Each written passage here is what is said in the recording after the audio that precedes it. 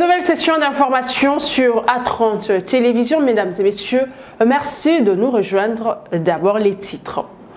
Après le retour de l'hémicycle, les députés nationaux ont adopté le calendrier de la session ordinaire de mars 2023. Parmi les matières à traiter, le contrat chinois et autres accords signés par l'État congolais et ses partenaires. La proposition de loi sur la congolité, dite également de père et des mères, devra être examinée d'après les élus de l'Union sacrée de la nation. Bientôt, la construction d'une nouvelle maison communale de Njili, mais aussi l'aménagement de la place Sainte-Thérèse dans cette partie de la capitale. La signature du contrat irrélatif a eu lieu mercredi en présence du ministre des Infrastructures et Travaux publics. Les détails à suivre dans un instant. Le monde célèbre ce mercredi la journée mondiale de l'eau, une denrée importante dans la vie de l'homme, mais rare en République démocratique du Congo. 30% de Congolais seulement ont accès à l'eau potable selon les récentes statistiques. Un constat fait également au quartier général Mayele dans la commune de Ngaliema à Kinshasa, malgré le lancement de l'usine de captage d'eau de Mbinza Ozone par le président de la République Félix Tshisekedi. L'eau demeure rare. Voilà tout pour le titre. Place au développement.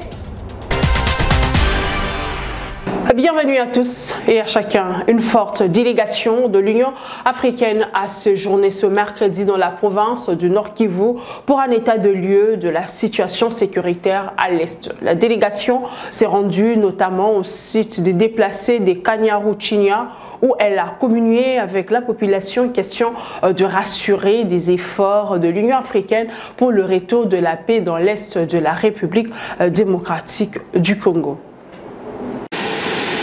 Arrivé ce mercredi 22 mars à Goma d'une forte délégation du Conseil de paix et sécurité de l'Union africaine, cette mission est venue s'imprégner de la situation sécuritaire et humanitaire préoccupante de la région. À l'aéroport international de Goma, elle a été accueillie par le gouverneur du Nord Kivu, le lieutenant-général Constant Dima et ses collaborateurs. Peu après, ces diplomates de l'Union africaine ont conféré pendant près de 2 heures avec les autorités provinciales. Cette réunion de travail, élargie à la MONUSCO, à la force régionale, au mécanisme conjoint de vérification et à la société civile, a connu la participation de Modeste Mutinga, ministre des Affaires sociales, Solidarité et Action humanitaire. Le gouverneur du Nord Kivu a fait l'état des lieux de cette situation critique. La mission a effectué une visite au camp de déplacés de Kanyaruchinya pour palper du doigt les réalités de la souffrance qu'endure la population contrainte à l'errance. Le représentant de déplacés a fait un plaidoyer auprès de cette mission pour la restauration de la paix. C'est une situation insupportable de sorte que nous vous sollicitons vraiment de faire tous les moyens possibles pour se tourdir. Le chef de la délégation, l'ambassadeur du Burundi à l'Union africaine, Willy Nyamitwe, a exprimé la solidarité de l'Union africaine à la population de l'Est de la RDC. Chaque fois que un Congolais meurt, une Congolaise est violée, ou toute violence de quelle nature qu'elle soit, toute l'Afrique gémit, pleure, souffre. Il est temps maintenant que ceci cesse. Et c'est urgent que ça cesse, que tout ce monde rentre. Nous allons travailler sur ça, comptez sur nous. Une accalmie relative règne depuis plus de 48 heures dans les territoires de Rutshuru, théâtre des affrontements entre les forces armées de la République démocratique du Congo et les rebelles M23. Sur place, les lignes de front dans ce territoire, plus précisément dans le groupement Tango et Bichusha, dans la chefferie de Bwito et sur l'axe Kiwanja-Nyamilima du groupement des Biza, il n'y a pas d'affrontement signalé. C'est le président de la société civile Forces Vives de Rutshuru qui l'a dit ce mercredi. Jean-Claude Babaza appelle par ailleurs les autorités de venir en aide aux déplacés qui ont fait plusieurs jours sans assistance. Il est au micro de Josué Bangbazo. Sur le terrain, il y a une accalmie relative, mais on observe toujours les renforcements du côté M23. Ils sont en train d'amasser des troupes vers Kibumba. Donc il y en a même ce matin qui ont quitté Katale vers Kibumba. On sent quand même qu'il y a une préparation à une attaque peut-être de la ville de Goma ou alors de Sake, parce qu'ils sont en train vraiment de se renforcer en nombre et en munitions sur cet axe-là. Bon, il faut toujours dans des conditions très difficiles, surtout que pour le moment, c'est la saison de pluie. Donc, les gens qui n'ont pas vraiment d'abri, ils sont vraiment exposés aux intempéries. Ils vivent à la belle étoile, il n'y a pas vraiment une aide conséquente. Et même ça va se mettre beaucoup de morts des enfants suite aux infections respiratoires et même aux maladies hydriques. Ce qui est fait par l'État, c'est quoi? C'est qu'on est en train d'observer aussi que de leur côté, ils sont en train de se organiser aussi pour contrer une quelconque attaque. Mais du côté des déplacés, il faut dire qu'en tout cas, beaucoup reste à faire. En tout cas, ça fait maintenant presque 2 mois que les déplacés n'ont pas été assistés. Et c'est donc une assistance aux déplacés serait vraiment la bienvenue, compte tenu de la situation qu'ils sont en train de traverser. Les députés nationaux ont adopté mardi à l'Assemblée nationale le calendrier de travaux de la session ordinaire de mars 2023. Calendrier qui compte 53 projets de loi et 14 nouvelles matières dont la loi portant répartition des sièges par circonscription. L'Assemblée nationale entend au cours de la session des différents contrats signés par la RDC et ses partenaires. Élisée Mafou et Merveille Kitita. Conformément aux coutumes parlementaires, la première plénière après l'ouverture de la session a porté sur l'examen du projet de calendrier de la session de mars 2023. Ce chronogramme examiné est adopté par les députés nationaux comprend des arriérés des matières non législatives et législatives. Au chapitre des matières non législatives, 8 au total. Le calendrier prévoit entre autres l'examen des rapports annuels d'activité de la CENI, la CNDH et le CESAC, ainsi que le rapport synthèse des rapports des vacances parlementaires. S'agissant des matières législatives, jusqu'à au nombre de 4, il y a notamment la proposition de loi portant création, organisation et fonctionnement de l'Agence nationale de lutte contre la corruption ou encore celle relative à la création de l'ordre des ingénieurs agronomes en RDC. Dans l'une de ses interventions tout au long de la plénière, le président de l'Assemblée nationale a précisé que le contrôle parlementaire sera de rigueur. Les différents contrats signés par l'État congolais et ses partenaires seront également passés au peigne fin. Qu'il faut retenir au cours de cette session des contrats signés entre l'État congolais et certains partenaires feront l'objet de contrôles parlementaires, tels que le contrat chinois et tant d'autres. Je voulais que vous reteniez ça, que dans les jours à venir, nous allons nous investir. Les députés ont également formulé d'autres propositions. Moi, je dis qu'il n'était pas question d'examiner seulement les contrats miniers ou encore les accords de financement. Il y a aussi un accord qui aujourd'hui pose beaucoup de problèmes. C'est l'accord sur la force de l'EAC. Vous avez dernièrement suivi que la présidente de Tanzanie a dit que les forces de l'EAC n'avaient pas un mandat offensif, alors que le gouvernement dit que les forces de l'EAC ont un mandat offensif. Alors, qui est-ce que nous allons comprendre dans ce sens? Et là, je préfère à ce que la loi sur les principes fondamentaux relatifs à l'agriculture soit priorisée. Ça nous permettrait de programmer aussi sur l'ordre et le fonctionnement de l'ordre des ingénieurs. La session de mars va examiner également 53 projets et propositions des lois et 14 nouvelles matières, dont la loi portant répartition des sièges par circonscription pour les élections législatives nationales, provinciales, municipales et locales.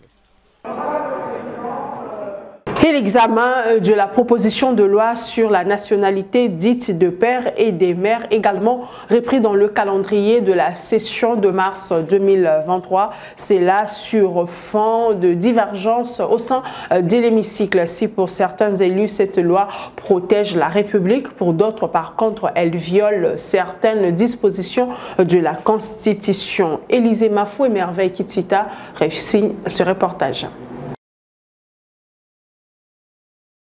Elle fera également l'objet du débat au cours de la session de mars 2023 à l'Assemblée nationale, la proposition de loi sur la congolité.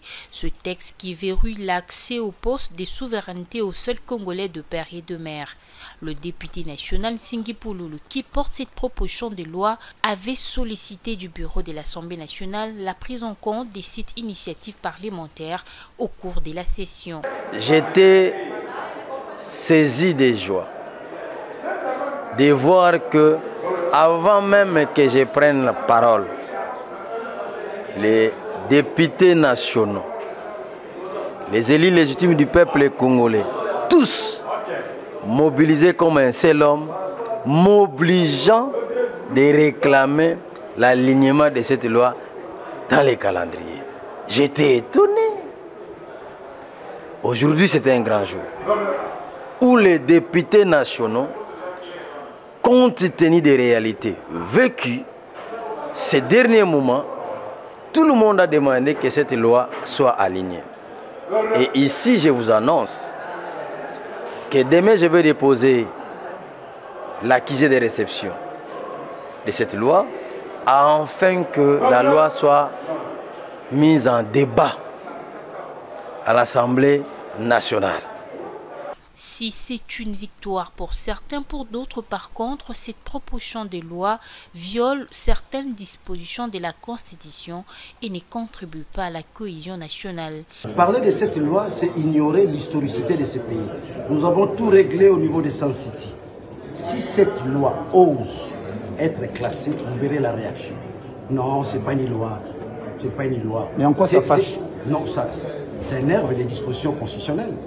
Amener cette loi, n'est-ce pas, à l'Assemblée nationale, c'est ignorer, n'est-ce pas, les principes sacro-saints du droit, ce qu'on appelle les jus soli et les jus sanguini. On n'est pas seulement fils du pays quand il s'agit de pères et de mères. Non, ça c'est une spéculation. On est congolais, soit des pères ou des mères. La proposition de loi endossée par Singhi Pouloulou est l'initiative de Noël Tchiani, l'un des candidats à la présidentielle de 2018. Je le disais dans les titres, 3 nouveaux bâtiments dont une nouvelle maison communale seront construits dans le prochain mois dans la commune de Ndjili. Il s'agit des travaux qui entrent dans le cadre du contrat signé entre la cellule infrastructure de la société Witech du nombre de travaux à réaliser. Il y a également l'aménagement de la place Sainte-Thérèse de Ndjili.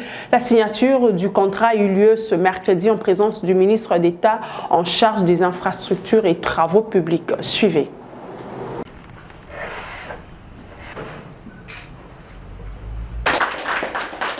La signature de ce contrat entre la cellule infrastructure et l'entreprise Vietech pour les travaux de construction du bâtiment administratif de la maison communale et aménagement de la place communale et de la place Sainte-Thérèse dans la commune de Ndjili rentre dans le cadre du projet de développement multisectoriel et de résilience urbaine de la ville de Kinshasa, Kinelenda.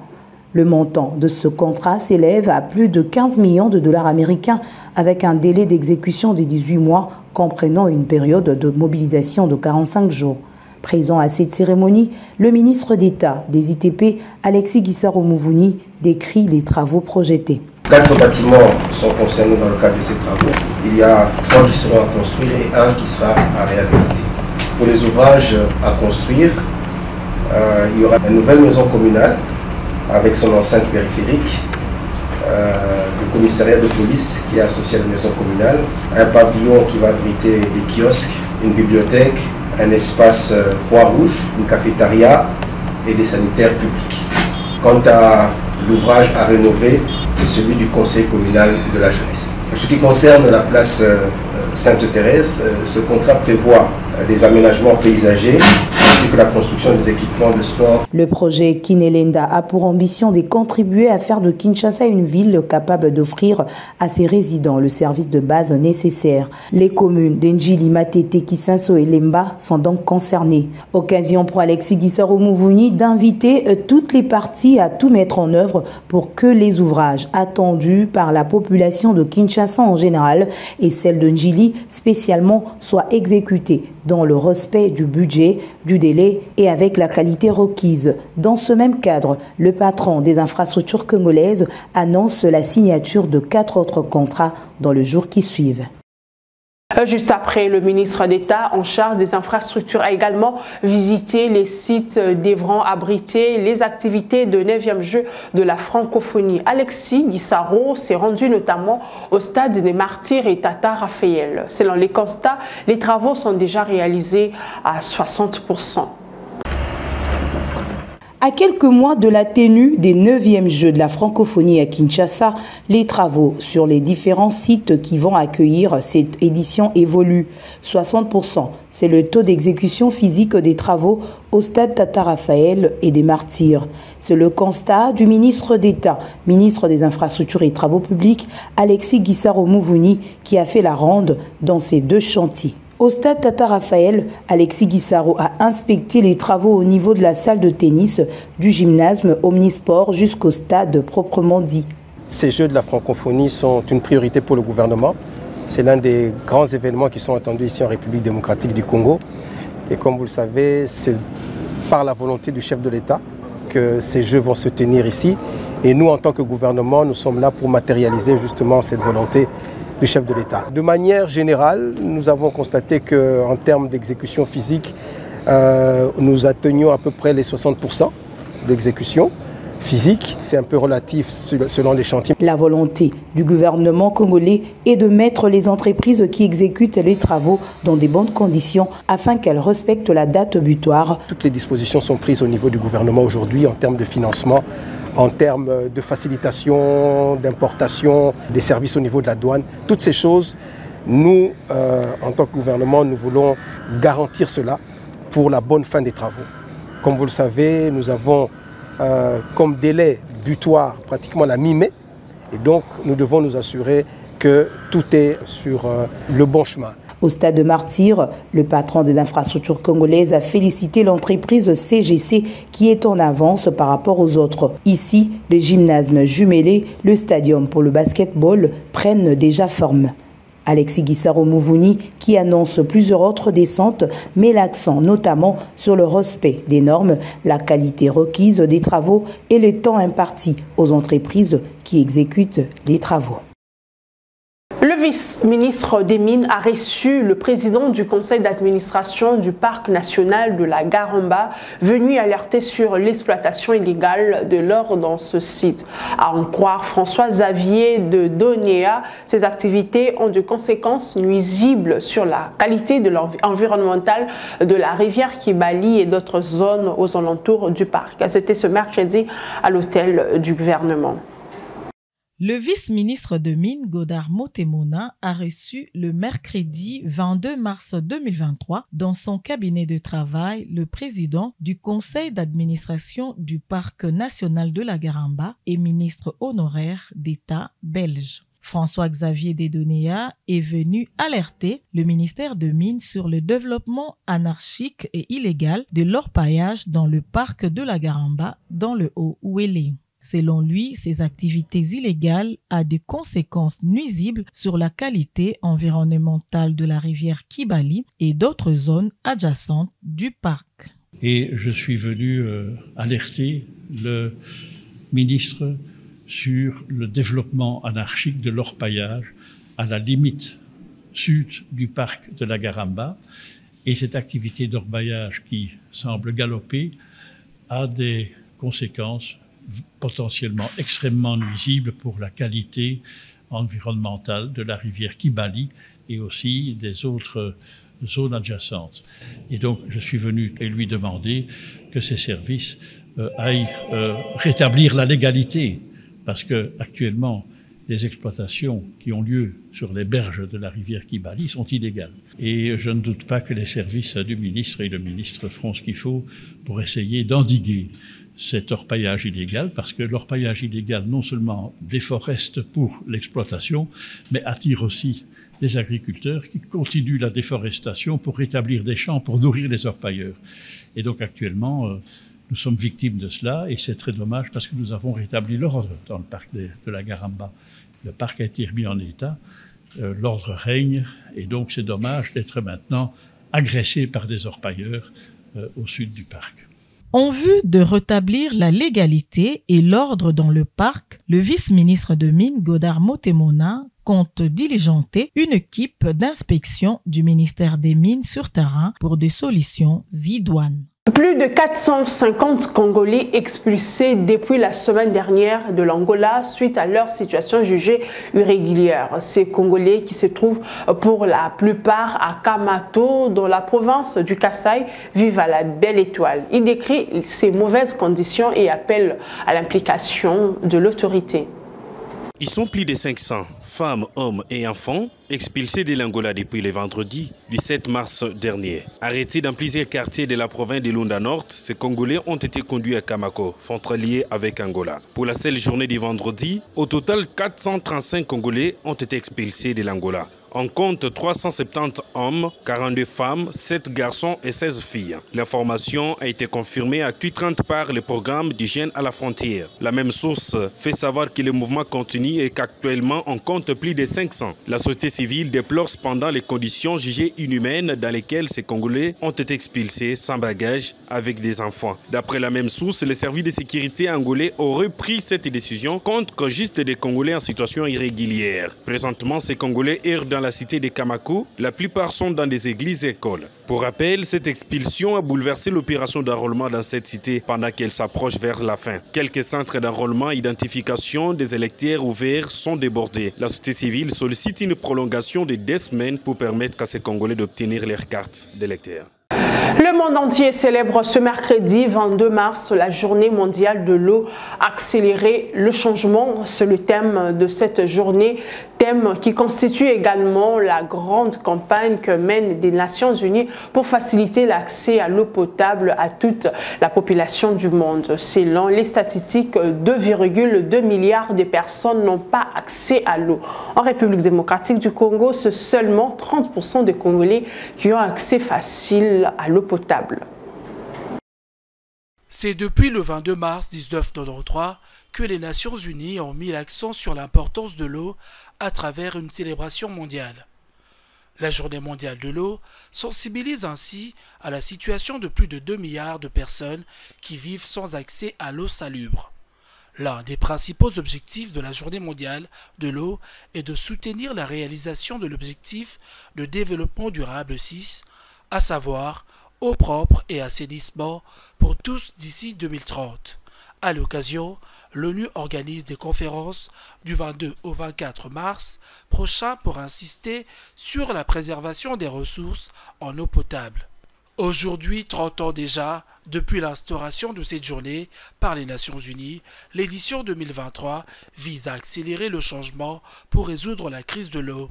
Le non-respect des droits fondamentaux d'accès à l'eau et à l'assainissement freine plusieurs milliards de personnes, ainsi que d'innombrables écoles, commerces, centres de santé, fermes et usines. En RDC, selon des récentes statistiques, seuls 30% des Congolais ont accès facile à l'eau.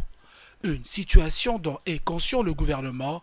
À Kinshasa, qui est pourtant la capitale de la RDC, plusieurs ménages n'ont pas accès à l'eau potable. Kinshasa vit à ce jour au rythme des forages construits ça et là. Certains coins ont vu une goutte d'eau jaillir du robinet, il y a belle lurette. Puisque nous parlons de la journée mondiale de l'eau, sachez qu'il y a amélioration en desserte en eau potable signalée dans la commune de Ngaliema, principalement au quartier dit Général Mayele. L'amélioration en desserte signalée depuis le lancement par le chef de l'État de l'usine de captage d'eau de Mbinza Ozone reste de même insuffisante d'après les habitants de cette partie de la capitale. Selon eux, l'eau ne coule que 2 fois ou 3 fois par semaine pendant des heures creuses. Reportage Josué Mambazo et Alfonso Mabaya.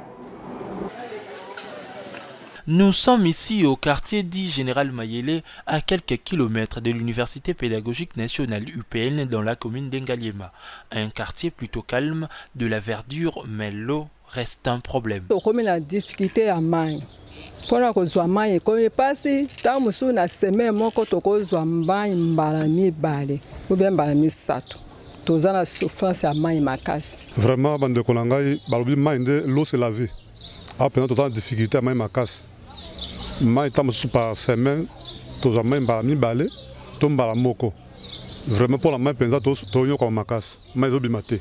Deuxième, nous avons malibanda, que nous avons maï, nous avons comme mingi, nous avons fait maï, aussi absolument maï pas bien.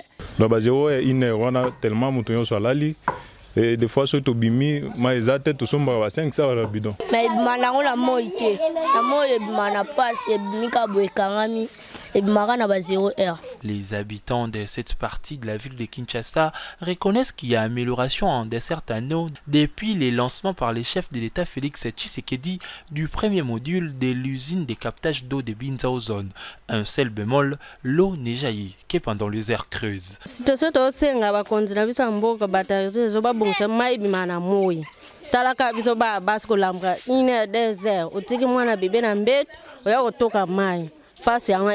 Alors c'est qui est sûr qu'on avait vraiment beaucoup de difficultés, mais après que le président de la République ait lancé des programmes qu'on avait travaillé la fois dernière pour partager de l'eau dans la commune d'Engalema, pour le moment ça va, je peux dire ça va. On s'est rendu compte que même dans les robinets qui ne jaillissent pas avant, donc pour le moment ça va quand même, la situation est un peu réglée. Oui, ce qui reste juste qu'il y a un problème, c'est ça. Très souvent, ça colle à 23h, 22h. Pendant la journée, à un moment, ça jaillit, oui, mais avec beaucoup de difficultés. Plus souvent, c'est la nuit, 23h.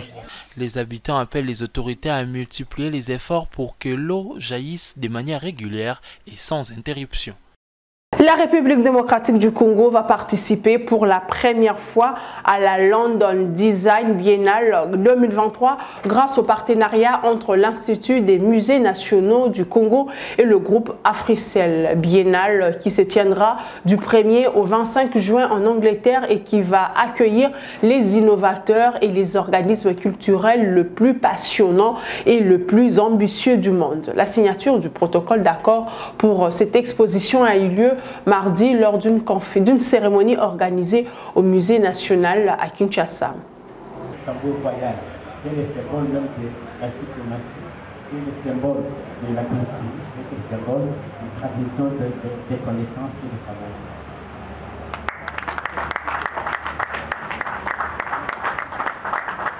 Du 1er au 25 juin prochain, le drapeau de la République démocratique du Congo sera hissé en Angleterre lors de la London Design Biennale 2023. Un rendez-vous culturel mondial devant lequel le Congo de Félix Tshisekedi larguera sur le marché international ses ouvrages. Événement rendu possible grâce au partenariat scellé entre le groupe Africell et l'Institut national des musées du Congo mardi dernier en présence des ambassadeurs amoureux de la culture, artistes et musiciens et peintres, des saxophonistes et bien d'autres invités. Satisfait du directeur général de l'Institut national des musées du Congo de la participation de la RDC à cette biennale qui va vendre une autre image du pays. Dans cet accord-là, les Congolais vont beaucoup bénéficier puisque c'est notre culture qui sera montrée à l'extérieur, puisque ça va corriger certaines pensées. Les gens pensent qu'au Congo, il n'y a que la guerre, il n'y a rien, tout ça. Et en plus, ça va vanter, disons, la richesse de notre culture. Puisqu'on va montrer, disons, l'exposition des objets du musée national de la RDC qui représente 450 peuples. Et c'est déjà une richesse par rapport à cela. Et en plus de la corriger aussi certaines erreurs où les gens pensent que la RDC n'est qu'un scandale géologique, un scandale environnemental, mais ils oublient aussi que c'était aussi une mine d'or de la culture où les gens peuvent aussi venir investir du côté de la culture. De son côté, la secrétaire générale du groupe Africell a indiqué que ces protocoles d'accord veut aller au-delà des conceptions traditionnelles de la responsabilité sociale des entreprises. Et c'est pour la toute première fois cette année que la RDC aura son propre pavillon à cet événement unique au monde qui se déroulera du 1er au 25 juin 2023. Le pavillon de la RDC comprendra une expérience de réalité virtuelle du Musée national de la République démocratique du Congo, combinée avec de l'art, de la musique et de la narration. Le pavillon de la RDC donnera vie à l'esprit créatif et au génie congolais. Le musée est la pièce maîtresse qui combine parfaitement les œuvres traditionnelles et une conception contemporaine de l'art. Lors de cette biennale, imaginez des milliers de visiteurs du monde entier qui viendront au pavillon de la RDC. Ils feront une expérience unique du musée national en réalité virtuelle et ils en sortiront certainement avec une appréciation plus profonde encore du merveilleux patrimoine de notre pays. Au terme des allocutions, place à la signature du protocole d'accord entre les deux parties sous un tonnerre d'applaudissements. L'ambiance était conviviale entre les deux parties qui sont plus motivées de mener à bon port cette alliance nouée. C'est par ici que prend fin session d'information. Mesdames